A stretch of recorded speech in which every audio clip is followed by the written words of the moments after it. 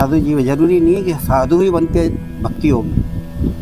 ऐसा कुछ निश्चित नहीं है ये कि साधु हुई हो गए तभी भक्ति हमारी चलेगी। भक्ति तो सही। भक्तों को राधे राधे। भक्तों, आज फिर से जो है हम एक नए संत के साथ जुड़ने जा रहे हैं हमारे चैनल के माध्यम से। जैसा कि आप देख रहे हैं कि हमारे पीछे उन संत की कुटिया है ये, और इस बहुत ही सुंदर स्थान पर आप देख सकते हैं कि कितनी हरियाली है। यहाँ हरे भरे पेड़ हैं और सब बगल में ही जो है रास मंच है ठाकुर जी का। तो समय को ज़्यादा ना लेते हुए सीधा चलते हैं संत की ओर और जानते हैं उनके जीवन के बारे में।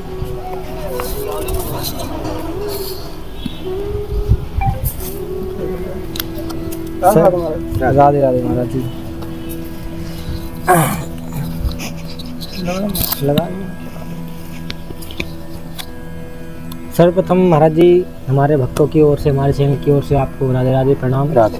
और आपका शुभ नाम जो है एक बार जानना चाहेंगे हमारे भक्तगण। राधा गोपाल दास। राधा गोपाल दास। महाराज आप जो है इसी जगह विराजते हो, इसी आश्रम में? जी। कितना समय लगभग हुआ आपको यहाँ? मेरे हो 6-7 साल है। 6-7 साल से आप? तो आप मतलब ब्रज के ही हो या अन्य किसी? मैं वृंदावन को। वृंदावन से। तो वृंदावन से आप यहाँ किस प्रकार, यहाँ मतलब कैसे आए?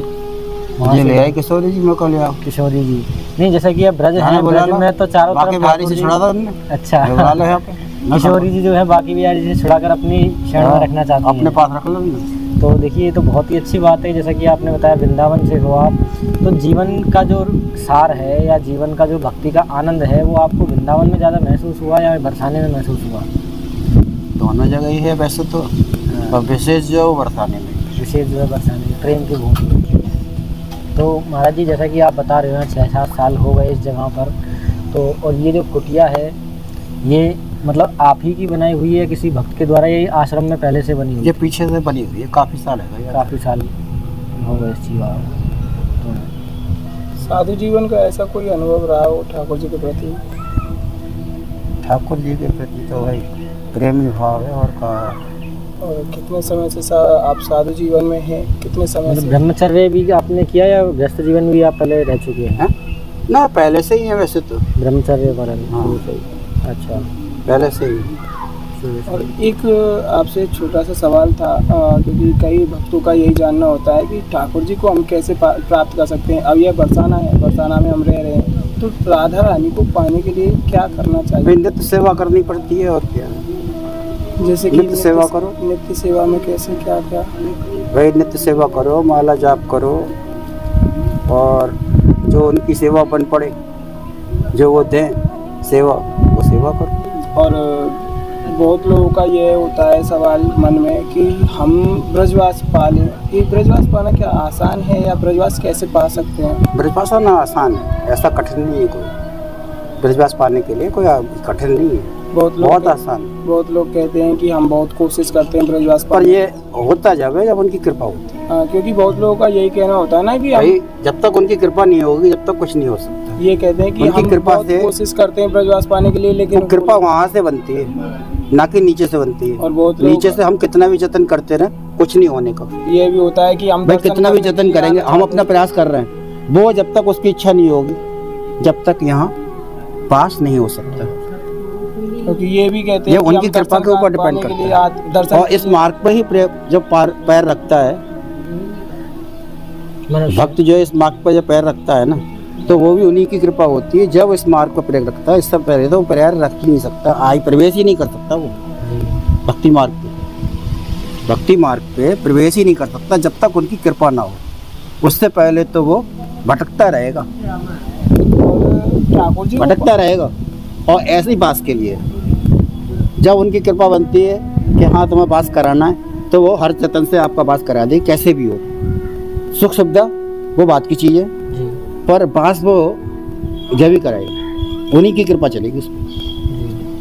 मतलब किसी और का कुछ नहीं चल सकता, किसी का जोर नहीं है। ये बताइए महाराज जी, बतेरे जतन करते हैं लोग, जब उनकी कृपा होती है तो बास बन जाता है उसका, वो यहाँ बास करे।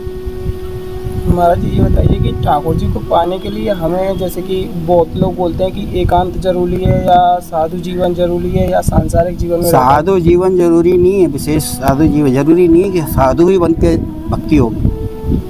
ऐसा कुछ निश्चित नहीं है ये कि साधु हुई हो गए तभी भक्ति हमारी चलेगी।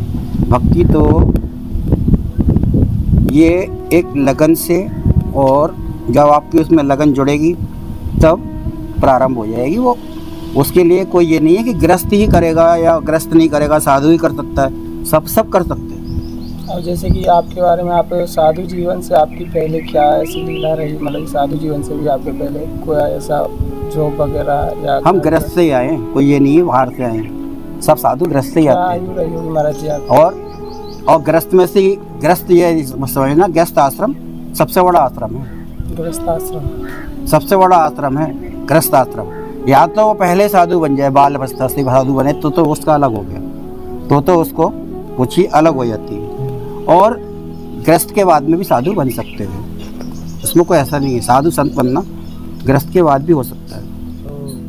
ठीक है महाराज जी, बहुत ही अच्छा उद्देश्य आपने दिया। और कुछ भक्तों को कुछ ऐसा उपदेश दें जो भक्त जो है भक्ति मार्ग पर और आगे चल सकें या उसमें थोड़ा सा लीन हो ठाकुर जी के प्रति, कोई ऐसा उद्देश्य आप देना चाहें?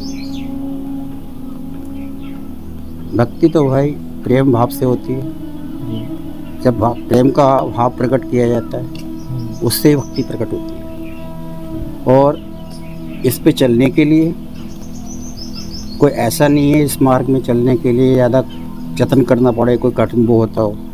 ये तो साधारण भी हो सकती है, मतलब बिल्कुल साधारण, कि उसमें ये होता है कि आप जिस भी तरह से चाहो, माला के रूप में, पाठ के रूप में, माला से, भजन कीर्तन से, इस तरह से ये प्रारंभ हो जाती है। भजन कीर्तन करो, उससे हो जाएगी धीरे धीरे। भजन कीर्तन करने से हो जाती है, माला करने से हो जाती है, और इसी तरह से उसमें उस भाव में वो आगे बढ़ता जाता है। और किसी इसमें ये नहीं है कि सा हम गृहस्थ हैं या वो साधु हैं, इससे कोई मतलब नहीं होता है। ये सबको सामान्य मिलती है। किसी को ये नहीं है कि सा वो साधु हो गया उसको अधिक मिलेगी, सबको बराबर मिलती रहेगी। मतलब मन में ठाकुर जी के प्रति भावना बस हो, बस और आपका भाव साफ और शुद्ध होना चाहिए, पवित्र भाव से। समता जरूरी है मन के अंदर। बिल्कुल, आपका भाव अच्छा होगा। जब तक भाव नहीं बनाओगे जब तक भक्ति बनेगी नहीं। भाव के ना तो संसार सागर ही नहीं चल सकता, तो ठाकुर जी तो बहुत बड़ी बात है। सब सारा जो कुछ होता है भाव से है। जब तक भाव नहीं होगा, जब तक भक्ति से ही भाव, और उसके बाद विश्वास।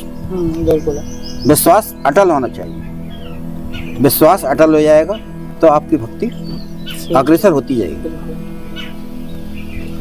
तो भक्तों, आज बहुत ही अच्छा उद्देश्य आपने जाना हमारे संत के जरिए, हमारे ब्रज के साधुओं के जरिए। और भी ऐसे उच्च कोटि के जो है उपदेश या ऐसे मन के जो आपके सवाल हैं उन्हें कमेंट में ज़रूर पूछें। जुड़े रहें हमारे चैनल के साथ, अस्थायी रास्ता के साथ। सभी भक्तों को राधे राधे।